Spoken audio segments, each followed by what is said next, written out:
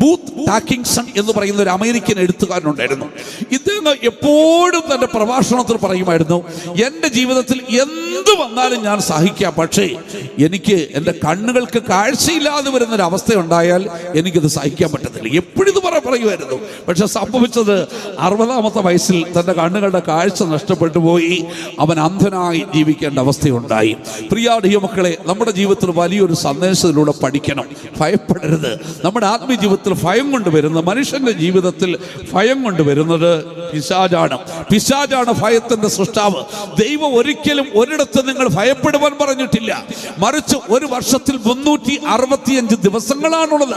ദൈവത്തിന്റെ വചനം ഉൽപ്പത്തി മുതൽ വെളിപ്പാട് വരെ പഠിച്ചാൽ 365 പ്രാവശ്യം തിരുവെടുത്ത് നിങ്ങളോട് പറയുന്നു, ഭയപ്പെടേണ്ട, നിങ്ങൾ ഭയപ്പെടേണ്ട. ദൈവത്തിന്റെ വചനം ഓരോ പ്രാവശ്യവും പറയുന്നത് ഭയപ്പെടേണ്ട എന്നാണ് പറഞ്ഞിരിക്കുന്നത്. ഇന്ന് മനുഷ്യൻ പലതിനെയും ഭയപ്പെടുന്നു. പക്ഷെ ദൈവത്തിന്റെ വചനം പറയുന്നു ഭയപ്പെടേണ്ട. നമ്മുടെ കർത്താവ് ലോകത്തിൽ ജീവിച്ചപ്പോൾ അവൻ തന്നെ ശിഷ്യന്മാരുടെ നടുവിൽ പ്രത്യക്ഷപ്പെട്ടിട്ട് അവരോട് പറയുന്നു, നിങ്ങൾ ഭയപ്പെടേണ്ട. ദൈവമക്കളെ, നിങ്ങൾ ഭയപ്പെടേണ്ട. ഒന്നിനെയും നിങ്ങൾ ഭയപ്പെടാതിരിക്കുവീൻ. കാരണം ദൈവത്തിൽ ആശ്രയവും വിശ്വാസമുള്ള ഒരു ദൈവ പൈതൽ ഒരിക്കലും അവരുടെ ജീവിതത്തിൽ ഭയത്തിന് അടിമകളായി തീരത്തില്ല. ഭയത്തിന് അടിമകളായി തീർന്നോ അവന്റെ ജീവിതത്തിൽ പരാജയം സംഭവിക്കും. നിന്റെ ആ ജീവിതത്തിൽ ഏതെങ്കിലും വിധത്തിലുള്ള ഭയം നിന്നെ വേട്ടയാടുന്നുണ്ടോ? എൻ്റെ എക്സാമിൽ ഞാൻ ജയിക്കുമോ? അടുത്ത് എനിക്കൊരു ജോലി കിട്ടുമോ? എൻ്റെ കുടുംബജീവിതത്തിൽ എന്തെങ്കിലും പ്രശ്നങ്ങൾ ഉണ്ടായിത്തീരുമോ? എൻ്റെ മാതാപിതാക്കൾക്ക് എന്തെങ്കിലും സംഭവിക്കുമോ? എൻ്റെ ഭർത്താവിന് എന്തെങ്കിലും സംഭവിക്കുമോ? എനിക്ക് എന്തെങ്കിലും രോഗം വരുമോ? ഏതെങ്കിലും വിധത്തിൽ ഇങ്ങനെയുള്ള പോരാട്ടങ്ങൾ നിന്നെ അലട്ടുന്നുവെങ്കിൽ നമുക്ക് 27-ാം സങ്കീർത്തനത്തിലേക്ക് പോകണം. 27-ാം സങ്കീർത്തനത്തിലേക്ക് വന്നാൽ അതിൻ്റെ 1-ാം വാക്യത്തിൽ സങ്കീർത്തനക്കാരൻ പറയുകയാണ്, യഹോവ എൻ്റെ വെളിച്ചവും എൻ്റെ രക്ഷയുമാകുന്നു, ഞാൻ ആരെ ഭയപ്പെടും? അവൻ ധൈര്യമായിട്ട് വയ്ക്കുക, യഹോവ എൻ്റെ രക്ഷയും എൻ്റെ വെളിച്ചവുമാകുന്നു, ഞാൻ ആരെ ഭയപ്പെടും? ഒരു സൈന്യം എൻ്റെ നേരെ പാളയമിറങ്ങിയാലും എനിക്ക് യുദ്ധം നേരിട്ടാലും ഞാൻ ഭയപ്പെടത്തില്ല. ഇത് പറയാനുള്ള ഒരു ആർജവം ഒരു വ്യക്തിക്കുണ്ടായിരിക്കണം. ഒരു ദൈവ പൈതലിന് മാത്രമേ അത് പറയുവാൻ സാധിക്കത്തുള്ളൂ. പരിശുദ്ധാത്മാവിന്റെ അഭിഷേകം പ്രാപിച്ച ഒരു ദൈവ പൈതലിന് തൻ്റെ ഇടത്തോടെ പറയുവാൻ സാധിക്കും ഇത്. കാരണം അവനിൽ ദൈവം തമ്പുരാൻ പകർന്നിരിക്കുന്നത് ഭീരുത്വത്തിന്റെ ആത്മാവിനെ അല്ല, ഭയപ്പെടുന്ന ആത്മാവിനെ അല്ല, അത് ശക്തിയുടെ ആത്മാവിനെയാണ്, അത് സുബോധത്തിന്റെ ആത്മാവിനെയാണ്. അതുകൊണ്ട് അഭിഷേകം പ്രാപിച്ച ദൈവമക്കള്, പിശാച് നിങ്ങളെ ഭയപ്പെടുത്തുവാൻ വരുമ്പോൾ, സാത്താൻ തന്ത്രങ്ങളുമായി നിങ്ങളുടെ ജീവിതത്തിൽ നിങ്ങളെ പരാജയപ്പെടുത്തുവാൻ വരുമ്പോൾ നിങ്ങൾ ശക്തമായിട്ട് പറയണം, ഇല്ല സാത്താനെ, എന്റെ യേശു എന്നോട് പറഞ്ഞിട്ടുണ്ട്, നീ ഭയപ്പെടേണ്ട, ഞാൻ നിന്നോട് കൂടെ ഉണ്ടെന്ന്. ആകയാൽ ദൈവത്തിൽ ആശ്രയിച്ച് നിങ്ങൾ ധൈര്യപ്പെട്ട് ജീവിതയാത്ര മുന്നോട്ട് തുടരണം. കാരണം നമ്മുടെ ദൈവം നമ്മോട് കൂടെയുണ്ട്. നമ്മുടെ ദൈവം നമ്മെ സഹായിക്കുന്നവനാണ്. നമ്മുടെ ദൈവം നമ്മെ ആശ്വസിപ്പിക്കുന്നവനാണ്. നമ്മുടെ ദൈവം നമ്മെ സൗഖ്യമാക്കുന്നവനാണ്. നിന്റെ ഏത് പ്രശ്നങ്ങൾക്ക് പരിഹാരം തരുവാൻ കഴിവുള്ളവനാണ്. ആകയാൽ ജീവിതത്തിൽ പ്രയാസങ്ങളെയും പ്രതികൂലങ്ങളെയും പരിശോധനകളെയും കണ്ടിട്ട് ഭയപ്പെടുന്നവന് അവന്റെ ജീവിതത്തിൽ പരാജയം സംഭവിക്കും.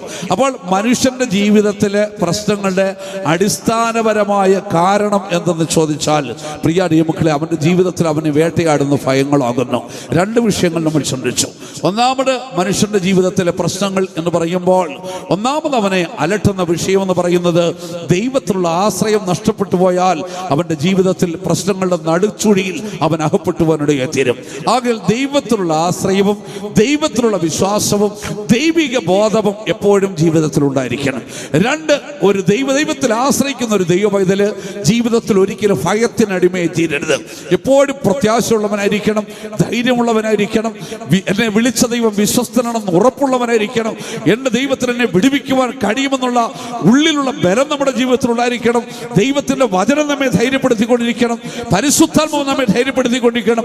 ആത്മാവിൽ നമ്മൾ ബലപ്പെട്ട് ശക്തിപ്പെടുന്നവരായിരിക്കണം. എങ്കിൽ മാത്രമേ നമുക്ക് നമ്മുടെ ജീവിതത്തിൽ നേരിടുന്ന പരാജയങ്ങളെ അതിജീവിക്കുവാനായിട്ട് സാധിക്കത്തുള്ളൂ. 3ാമത്, ഒരു ദൈവത്തിന്റെ ജീവിതത്തിൽ അവൻ പ്രശ്നങ്ങളുടെ നടുച്ചൊടിയിൽ ചെന്ന് അകപ്പെട്ടു പോകുന്നതിന്റെ അടുത്ത കാരണം എന്ന് പറയുന്നത് അവന്റെ ജീവിതത്തിൽ അവന് ദൈവഹിതം തിരിച്ചറിയുവാൻ പരാജയപ്പെട്ടു പോകുന്നതാണ്. ദൈവത്തിന്റെ പദ്ധതി എന്താണ്, എന്നെക്കുറിച്ചുള്ള ദൈവത്തിന്റെ പദ്ധതി എന്താണ്, ഇത് അവന്റെ ജീവിതത്തിൽ, ഒരു വ്യക്തിയുടെ ജീവിതത്തിൽ തിരിച്ചറിയുവാൻ പരാജയപ്പെട്ടു കഴിഞ്ഞാൽ അവന്റെ ജീവിതത്തിൽ അവൻ പ്രശ്നങ്ങളിൽ ചെന്ന് അകപ്പെടുവാനിടയായി തീരും. ഓരോ വ്യക്തി ഈ ലോകത്തിൽ യാദൃച്ഛികമായിട്ട് ജനിച്ചവരല്ല. നമ്മളൊക്കെ ചിന്തിക്കും ലോകത്തിൽ എത്രയോ കോടി ജനങ്ങളുണ്ട്, 800 കോടി ജനങ്ങളോ മറ്റോ ഉണ്ടെന്നാണ് കണക്ക്. വ്യക്തമായിട്ട് അറിയില്ല, 600 കോടിയായിരുന്നു, ഇപ്പൊ 800 കോടി എന്നൊക്കെ പറയുന്നു. എന്തായിക്കൊള്ളട്ടെ, ഒരാളായിട്ട് ഞാൻ ഈ ലോകത്തിൽ ജനിച്ചു എന്നുള്ളതാണ് ഓരോരുത്തരും ചിന്തിക്കുന്നത്. പ്രിയ മക്കൾ, അങ്ങനെയല്ല. ഈ ലോകത്തിൽ ഒരു വ്യക്തി യാദൃച്ഛികമായിട്ട് ജനിച്ചു വീണവനല്ല. ഓരോരുത്തരെ കുറിച്ച് ദൈവത്തിന് നിയതമായ ഒരു പദ്ധതിയുണ്ട്. ഇന്ന് രാത്രികാലം ഇവിടെ കടന്നു വന്നിരിക്കുന്ന ഓരോ വ്യക്തികളും വ്യക്തിപരമായി ദൈവത്തോട് ചോദിക്കണം, കർത്താവേ, നീ എന്തിനാണ് എന്നെ ലോകത്തിലേക്ക് അയച്ചത്? എന്തിനാണ് നീ എന്നെ ഭൂമിയിൽ ജനിക്കുവാൻ അനുവദിച്ചത്? എന്നെ കുറിച്ചുള്ള ദൈവത്തിന്റെ പദ്ധതി എന്താണ്? അത് ദൈവത്തോട് ചോദിക്കണം. ദൈവത്തിന്റെ പദ്ധതി മനസ്സിലാക്കാതെ ദൈവത്തിന്റെ പദ്ധതിയിൽ നിന്ന് റൂട്ട് വിട്ട് ഓടിക്കഴിഞ്ഞാലുണ്ടല്ലോ, ജീവിതത്തിൽ ഒരിക്കലും പോയി നന്മ അനുഭവിക്കാൻ സാധിക്കത്തില്ല. അത് മനസ്സിലാക്കിക്കൊള്ളണം. ഞാൻ ഈ കർത്താവിന്റെ വേലയ്ക്ക് വേണ്ടി എന്നെ തന്നെ സമർപ്പിച്ചു.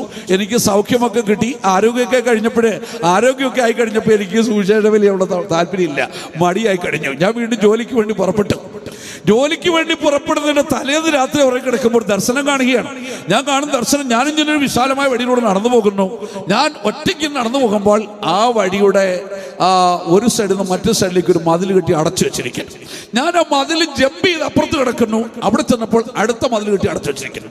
അവിടുന്ന് ജമ്പ് ചെയ്ത് അടുത്തടുത്ത് കടന്ന് കുറച്ചു മുമ്പോട്ട് പോകുന്നു. അവിടെയും മതിൽ കെട്ടി അടച്ചിരിക്കുന്നു. ഈ വഴി അങ്ങേ അറ്റത്ത് ചെന്ന് ഞാൻ ഓരോ മതിലും ചാടി അപ്പുറത്ത് ചെല്ലുമ്പോൾ അവിടെ ഒരു കോട്ട കെട്ടി അടച്ചു വെച്ചിരിക്കുക. എനിക്ക് പിന്നെ അങ്ങോട്ട് പോകുവാനേ സാധിക്കത്തില്ല. അവിടെ വെച്ച് എൻ്റെ വഴി ബ്ലോക്ക് ചെയ്തു. അപ്പോൾ എനിക്ക് മനസ്സിലായി, ദൈവം തമ്പുരാൻ എന്നെ വിടത്തില്ല. ദൈവത്തിന് എന്നെ കൊണ്ട് ഈ പ്രവൃത്തി ചെയ്യിച്ചേ പറ്റത്തുള്ളൂ. ഞാൻ അവസാനമായിട്ടൊരു കടുങ്കൈ ചെയ്തു. ദൈവത്തോട് ഞാനൊരു വാക്ക് പറഞ്ഞു, കർത്താവ്, ഞാൻ എൻ്റെ വീട്ടിൽ എൻ്റെ അമ്മയുടെ അപ്പൻ്റെ ഇളയ മകനാണ്. അപ്പനെ അമ്മയെ നോക്കേണ്ട, സംരക്ഷിക്കേണ്ട ആളാണ് ഞാൻ. കർത്താവിനോട് പറഞ്ഞു, കർത്താവേ, ഞാനൊരു കാര്യം ചെയ്യാം, ഞാൻ ഈ വീട് വിട്ട് കർത്താവിൻ്റെ വേലയ്ക്ക് വേണ്ടി ഇറങ്ങിപ്പോകാം. പക്ഷേ ഒരു വ്യവസ്ഥ, എൻ്റെ തൊട്ടുമൂത്ത ജ്യേഷ്ഠൻ, താനിപ്പോൾ ഗൾഫിൽ ജോലി ചെയ്യുകയാണ്. തനിക്ക് എന്തെങ്കിലും, ബാക്കിയുള്ള സഹോദരങ്ങളും അന്ന് വിദേശത്താണ്. അപ്പോൾ ആ സഹോദരൻ, എൻ്റെ തൊട്ടുമൂത്ത ജ്യേഷ്ഠൻ, എന്തെങ്കിലും ജോലിയില്ലാതെ നാട്ടിൽ വന്ന് നിന്ന് ഭാരപ്പെടേണ്ട ഒരു അവസ്ഥ ഉണ്ടാവട്ടെ. അങ്ങനെ താൻ ജോലിയില്ലാതെ വീട്ടിൽ വന്നു കഴിഞ്ഞാൽ ഞാൻ ഈ വീട്ടിൽ നിന്ന് ഇറങ്ങി കൊടുക്കാം, അല്ലെങ്കിൽ ഞാൻ ഈ വീട്ടിൽ നിന്ന് ഇറങ്ങത്തില്ല. എൻ്റെ അപ്പനെയും അമ്മയെ നോക്കി ഞാൻ ഈ വീട്ടിൽ നിൽക്കത്തേ ഉള്ളൂ. ദൈവത്തോട് പറഞ്ഞു. പ്രിയ മക്കളെ, ഞാൻ വളരെ ഭയത്തോടെ പറയട്ടെ, ഞാൻ ആ തീരുമാനം രാത്രി ദൈവത്തോട്, ഇതൊക്കെ രാത്രി കിടക്കുമ്പോഴാണ് ദൈവത്തോട് ഈ മല്ലുപിടുത്തം. രാത്രി ദൈവത്തോട് ഇത് പറഞ്ഞ് കിടന്നതിൻ്റെ അടുത്ത ദിവസം എൻ്റെ ജ്യേഷ്ഠൻ ഗൾഫിൽ നിന്ന് ഫോൺ വിളിക്കുകയാണ്. എന്നെ കമ്പനിയിൽ നിന്ന് പിരിച്ചുവിട്ട് ടെർമിനേറ്റ് ചെയ്തു. ട്രിവാൻഡ്രം എയർപോർട്ടിലേക്ക് കാറുമായിട്ട് പറഞ്ഞ് എന്നെ കൊണ്ടുപോകണം. എന്നെ കമ്പനിയിൽ നിന്ന് പിരിച്ചുവിട്ടു. പ്രിയ മക്കളെ, അടുത്ത ജ്യേഷ്ഠനും അതേ കമ്പനി ജോലി ചെയ്യുക, തന്നെ പിരിച്ചുവിട്ടില്ല, ഈ ജ്യേഷ്ഠനെ പിരിച്ചുവിട്ടു. കമ്പനിയിൽ നിന്ന് അടുത്ത ദിവസം താൻ ജോലിയില്ലാതെ വീട്ടിൽ കയറി വന്നിരിക്കുക ചെയ്യുന്നു. വീട്ടിൽ വന്ന് നിൽക്കുകയാണ്. ഇപ്പൊ എനിക്ക് മനസ്സിലായി, ഇനി രക്ഷയില്ല, ഇറങ്ങിക്കൊടുത്തേ മതിയാവത്തുള്ളൂ. ഞാൻ അവസാനം സറണ്ടർ ചെയ്ത്, കർത്താവേ, എൻ്റെ അപ്പനെയും അമ്മയും ഞാൻ വിളിച്ചിട്ട് ഞാൻ അവരോട് പറഞ്ഞു, ഞാൻ അന്ന് കുട്ടികളെ പഠിപ്പിക്കാനൊക്കെ പോകുന്നുണ്ടായിരുന്നു. കിട്ടുന്ന പൈസ കൊണ്ടൊന്ന് മാതാപിതാക്കളെ കൊടുക്കുമായിരുന്നു. ഞാൻ പറഞ്ഞു, ഇനി ഞാൻ നിങ്ങളെ കർത്താവിൻ്റെ കരങ്ങളിൽ ഏൽപ്പിച്ചിട്ട് പോകുകയാണ്. നിങ്ങളുടെ ജീവിതത്തിൽ എന്തെങ്കിലും ഭാരങ്ങളോ പ്രയാസങ്ങളോ ഉണ്ടെങ്കിൽ കൊട്ടാരക്കര സെൻട്രൽ ഫെയ്ത്ത് വിശുദ്ധന്മാരുണ്ട്. നിങ്ങൾ അവിടെ അരിക്കൽ പോയി നിങ്ങളുടെ ഭാരങ്ങളോ പ്രയാസങ്ങളോ പറഞ്ഞുകൊള്ളണം. അവരോട് പറഞ്ഞാൽ അവർ നിങ്ങൾക്ക് വേണ്ടി പ്രാർത്ഥിക്കും. നിങ്ങളെ ദൈവകരങ്ങളിൽ ഏൽപ്പിക്കുന്നു. ഞാൻ പുറപ്പെടുന്നുവെന്ന് പറഞ്ഞിട്ട് കർത്താവിൻ്റെ ശുശ്രൂഷയ്ക്ക് വേണ്ടി എൻ്റെ വീട് വിട്ട് ഞാൻ ഇറങ്ങിപ്പോയി.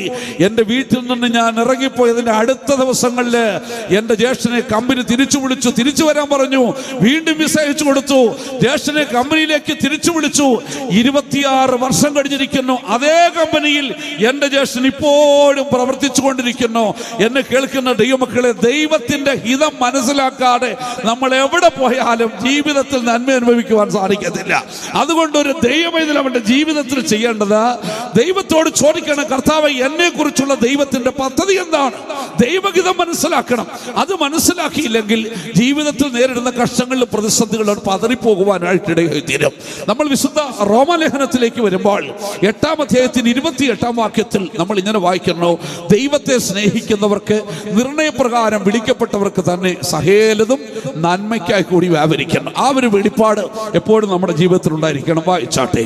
എന്നാൽ ദൈവത്തെ സ്നേഹിക്കുന്നവർക്ക് നിർണയപ്രകാരം വിളിക്കപ്പെട്ടവർക്ക് തന്നെ സകലവും നന്മയ്ക്കായി കൂടി വ്യാപരിക്കുന്നു. ദൈവത്തെ സ്നേഹിക്കുന്നവർക്ക്, നിർണയപ്രകാരം വിളിക്കപ്പെട്ടവർക്ക് തന്നെ സകലതും നന്മയ്ക്കായി കൂടി വ്യാപരിക്കുന്നു എന്ന് വെച്ച് കഴിഞ്ഞാൽ ദൈവത്തിന്റെ പദ്ധതിയിൽപ്പെട്ട ഒരു ദൈവപൈതലിനെ സംബന്ധിച്ചിടത്തോളം അവന്റെ ജീവിതത്തിൽ യാദൃച്ഛികമായി ഒന്നും സംഭവിക്കുന്നില്ല. ഈ ഒരു വെളിപ്പാട് നഷ്ടപ്പെട്ടു കഴിഞ്ഞാൽ ജീവിതത്തിൽ നേരിടുന്ന പ്രയാസങ്ങളും കഷ്ടങ്ങളും ഒക്കെ അവന്റെ ജീവിതത്തിൽ അവന് താങ്ങാൻ കഴിയുന്നതിലപ്പുറത്തായിരിക്കും. എന്നാൽ നമ്മുടെ ജീവിതത്തിൽ സംഭവിക്കുന്നതൊക്കെയും നന്മയ്ക്ക്, നമ്മുടെ കർത്താവ് ചെയ്യുന്നതൊക്കെയും നന്മയ്ക്ക്. കാരണം തിരുവെടുത്ത് പറഞ്ഞ് നമ്മുടെ തലയിലെ മുടികൾ പോലും കർത്താവ് എണ്ണി വെച്ചിരിക്കുകയാണ്. പ്രിയ ദൈവമക്കളെ, കർത്താവ് പറഞ്ഞ് എന്റെ വലങ്കരത്തിലാണ് നിങ്ങൾ ഇരിക്കുന്നത്, എന്റെ കയ്യിൽ നിന്ന് നിങ്ങളെ പിടിച്ചു പറിക്കുവാൻ ആരെ കൊണ്ടും സാധിക്കത്തില്ല. അതാണ് ദൈവത്തിന് നമ്മളെ കുറിച്ചുള്ള കരുതൽ എന്ന് പറഞ്ഞിരിക്കുന്നത്.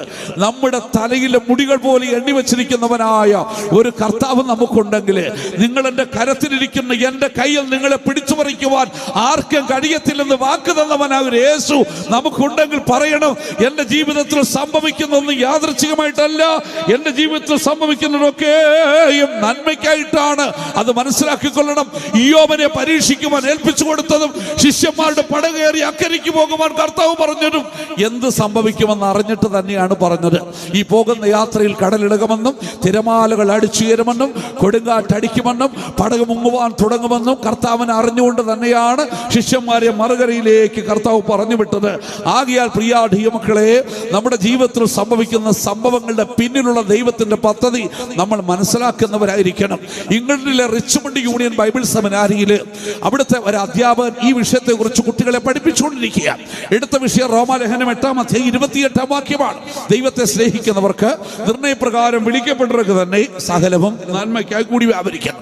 ഈ വിഷയം എടുത്താൻ പഠിപ്പിച്ചുകൊണ്ടിരിക്കുമ്പോഴേ താൻ പറഞ്ഞു, നമ്മുടെ ജീവിതത്തിൽ സംഭവിക്കുന്ന ഒന്നും യാദൃശ്യമായിട്ടല്ല, ദൈവം അനുവദിക്കുന്നതാണ്.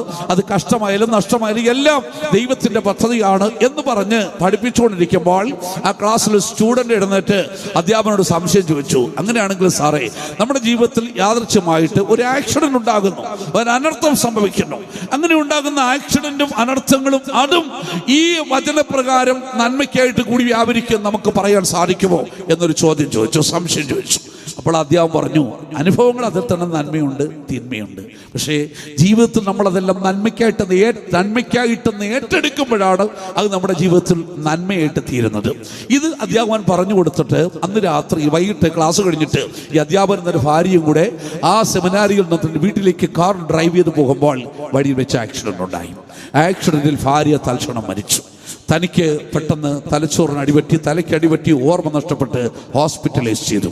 എന്നിട്ട് 3 മാസത്തോളം ഓർമ്മയില്ലാതെ ഹോസ്പിറ്റലിൽ അഡ്മിറ്റായി കഴിഞ്ഞു.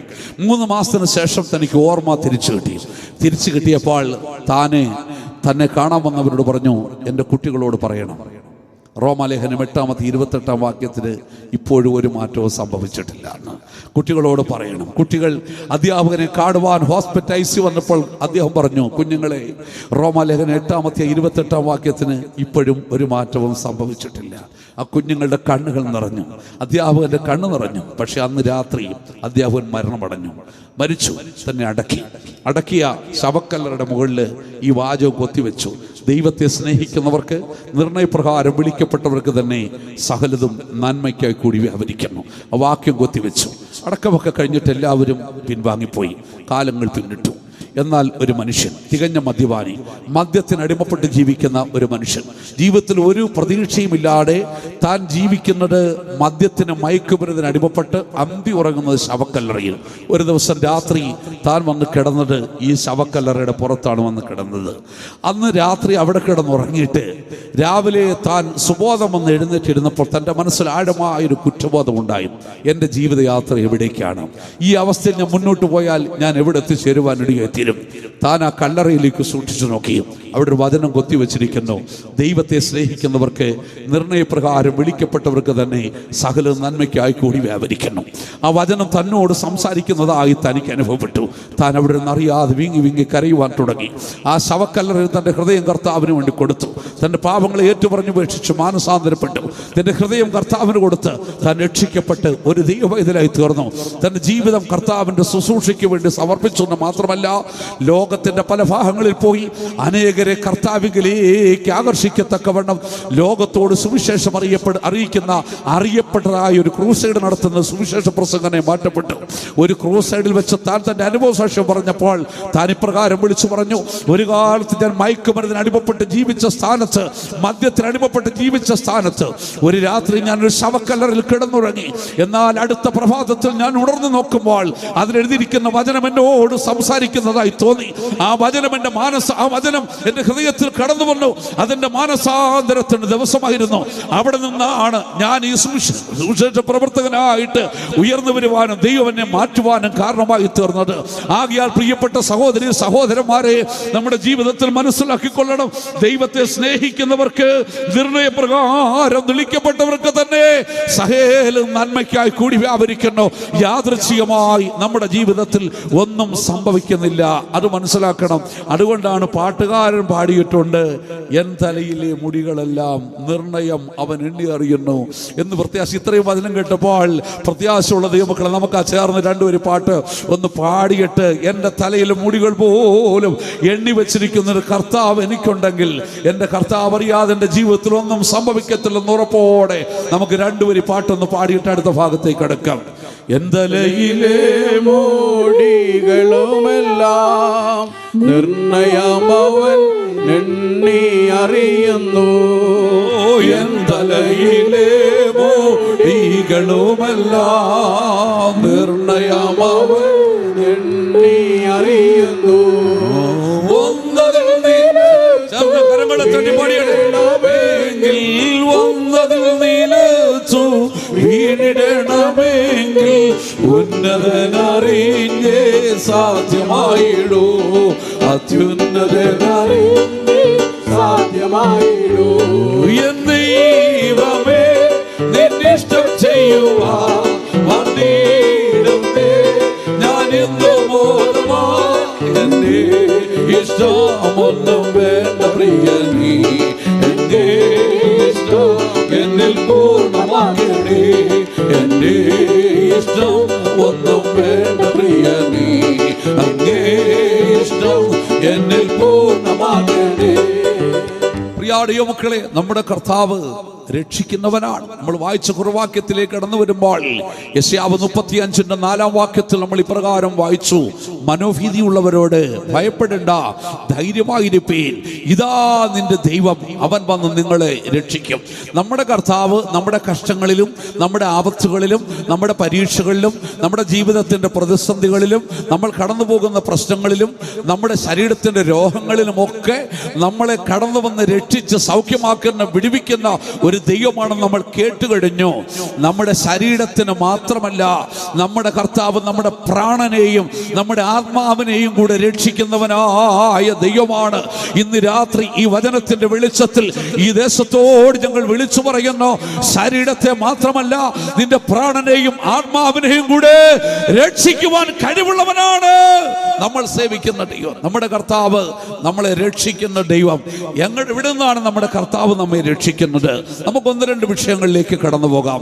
തിമോഥെയോസിന്റെ 1-ാം ലേഖനത്തിലേക്ക് വരുമ്പോൾ, 1 തിമോഥെയോസ് 1-ാം അധ്യായത്തിന്റെ 15-ാം വാക്യത്തിലേക്ക് വരുമ്പോൾ, അവിടെ വിശുദ്ധ പൗലോസ് തന്റെ വാത്സല്യ ശിഷ്യനായ തിമോഥെയോസിന് എഴുതുന്ന ലേഖനത്തിൽ പറയുന്നു, ക്രിസ്തുയേശു പാപികളെ രക്ഷിക്കുവാൻ ലോകത്തിൽ വന്നു എന്നുള്ളത് വിശ്വാസ്യവും എല്ലാവരും അംഗീകരിക്കുവാൻ യോഗ്യവുമായ വചനം തന്നെ. വായിച്ചാട്ടെ. പാപികളെ രക്ഷിപ്പാൻ ലോകത്തിൽ വന്നു എന്നുള്ളത് വിശ്വാസ്യവും എല്ലാവരും അംഗീകരിപ്പാൻ യോഗ്യവുമായ വചനം. മക്കളെ, കർത്താവ് യേശുക്രിസ്തു രക്ഷിക്കുന്നവൻ, അവൻ വന്ന് നിങ്ങളെ രക്ഷിക്കുമെന്ന് പറയുമ്പോൾ ഇവിടെ വിശുദ്ധ പൗലോസ് നമ്മെ ഓർപ്പിക്കുകയാണ്, ക്രിസ്തുയേശു പാപികളെ രക്ഷിക്കുവാൻ ലോകത്തിൽ വന്നു. യേശുക്രിസ്തു രക്ഷിക്കുന്നവനാണ്. ആരെ രക്ഷിക്കുന്നു?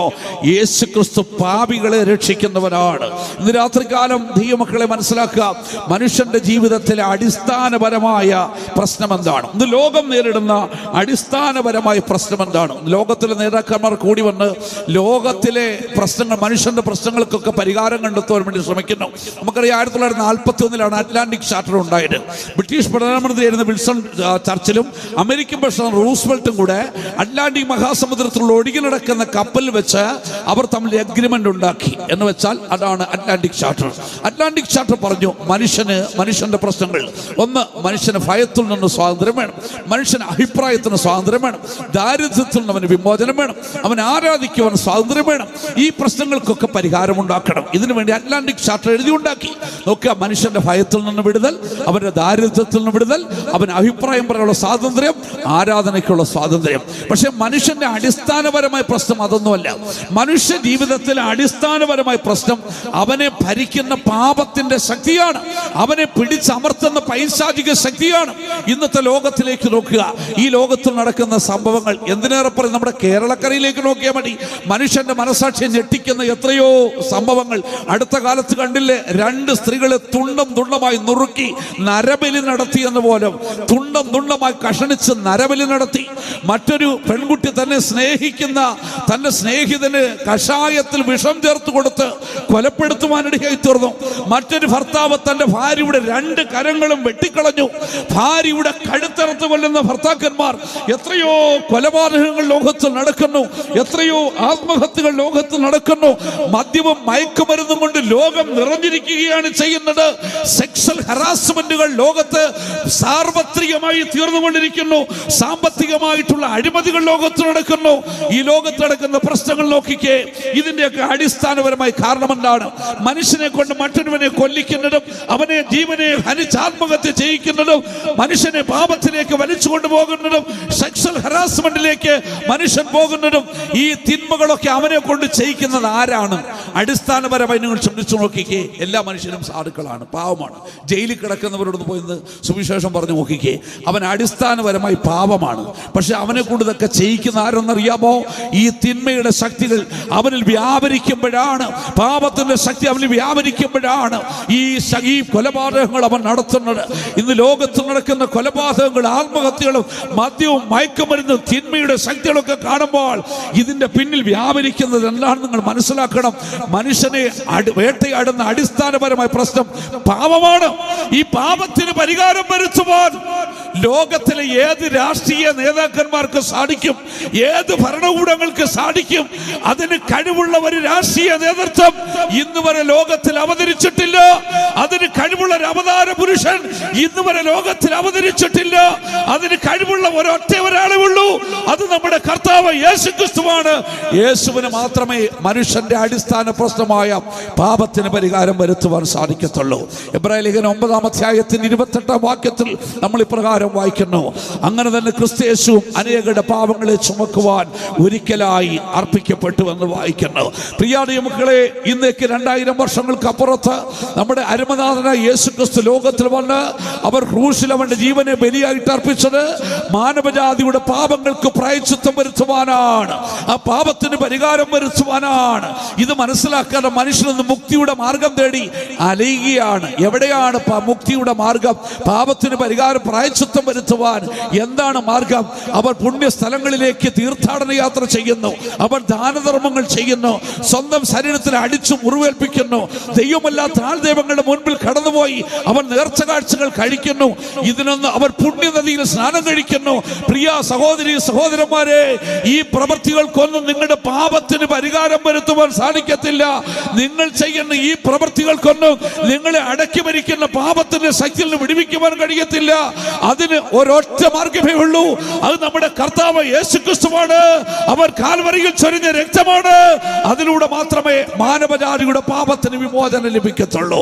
നമ്മുടെ കർത്താവ് യേശുക്രിസ്തു ലോകത്തിൽ ജീവിച്ചിരുന്നപ്പോൾ പറഞ്ഞു, യോഹന്നാൻ 14-6 വാക്യം, ഞാൻ തന്നെ വഴിയും സത്യവും ജീവനുമാകുന്നു, ഞാൻ മുഖാന്തരമല്ലാതെ ആർക്കും ദൈവത്തിന്റെ അടുക്കലേക്ക് ചെല്ലുവാൻ സാധിക്കത്തില്ല. സ്വർഗരാജ്യത്തിൽ പോകുവാൻ ആഗ്രഹിക്കുന്നോ, മരണത്തിനപ്പുറം സ്വർഗത്തിൽ പോകുവാൻ ആഗ്രഹിക്കുന്നോ, ദൈവത്തിന്റെ അടുക്കൽ ചെല്ലുവാൻ ആഗ്രഹിക്കുന്നോ, സാക്ഷാൽ ദൈവത്തിന്റെ പുത്രനായ യേശുക്രിസ്തു അടിസ്ഥാനപരമായിട്ട് സംശയമില്ലാതെ വിളിച്ചു പറയുകയാണ്, വേറെ ഒരു വഴിയും മനുഷ്യന്റെ മുൻപിലില്ല, ഞാൻ തന്നെ വഴിയും സത്യവും ജീവനുമാകുന്നു. ഞാൻ തന്നെയാണ് വഴി, വേറെ വഴിയൊന്നുമില്ല. ഇന്ന് മനുഷ്യൻ പല വഴികളും തേടി നടക്കുകയാണ് ചെയ്യുന്നത്. ഞാൻ സുവിശേഷ വേലയ്ക്ക് വരും മുമ്പ് എനിക്കൊരു അക്രൈസ്തവനായ സുഹൃത്തുണ്ടായിരുന്നു. താൻ വളരെ ഉന്നതമായ വിദ്യാഭ്യാസമുള്ളവനായിരുന്നു. ഞാൻ കർത്താവിൻ്റെ വേലയ്ക്ക് വേണ്ടി വന്ന് കൊട്ടാരക്കര സെൻട്രൽ ഫെയ്ത്ത് ഹോമിൽ ട്രെയിനിങ് ബോയ് ആയിട്ട് നിൽക്കുമ്പോഴേ താൻ ആ സെൻട്രൽ ഫെയ്ത്ത് ഹോമിൽ പോയിക്കൊണ്ട് ബൈക്ക് ഓടിച്ചുകൊണ്ട് പോവുകയാണ്. അപ്പോഴേ ഞാനിങ്ങനെ ഈ ജുബയൊക്കെ ഇട്ട് അവിടെ ഇങ്ങനെ നിൽക്കുന്ന കണ്ടോണ്ട് എന്നെ കണ്ടു ബൈക്ക് നിർത്തി എന്നെ അടുത്തോട്ട് വിളിച്ചു. ഞങ്ങൾ നമ്മൾ സംസാരിക്കണം. എൻ്റെ ബൈക്കിൽ താൻ ഇരിക്കുന്നു, ഞാൻ അടുത്തുനിന്ന് സംസാരിച്ചപ്പോൾ എന്നോട് ചോദിച്ചു, ഈ റോഹി ഇതിൻ്റെ വല്ല ആവശ്യം ഉണ്ടായിരുന്നോ, ഈ പ്രവൃത്തിക്ക് പോകണമായിരുന്നോ? മനസ്സിലായോ? ഞങ്ങൾ അക്രൈസ്തവരായി ഞങ്ങൾ മനുഷ്യനെ മോക്ഷത്തിലേക്ക് കൊണ്ടുപോകുവാനുള്ളൊരു മാർഗം പഠിപ്പിക്കുന്നു, പറഞ്ഞു കൊടുക്കണം. നിങ്ങൾ ക്രൈസ്തവർ, നിങ്ങൾ പെന്തക്കോസ്തുകാർ, നിങ്ങൾ മനുഷ്യനെ മോക്ഷത്തിലേക്ക് കൊണ്ടുള്ള മറ്റൊരു മാർഗം പറഞ്ഞു കൊടുക്കുന്നു.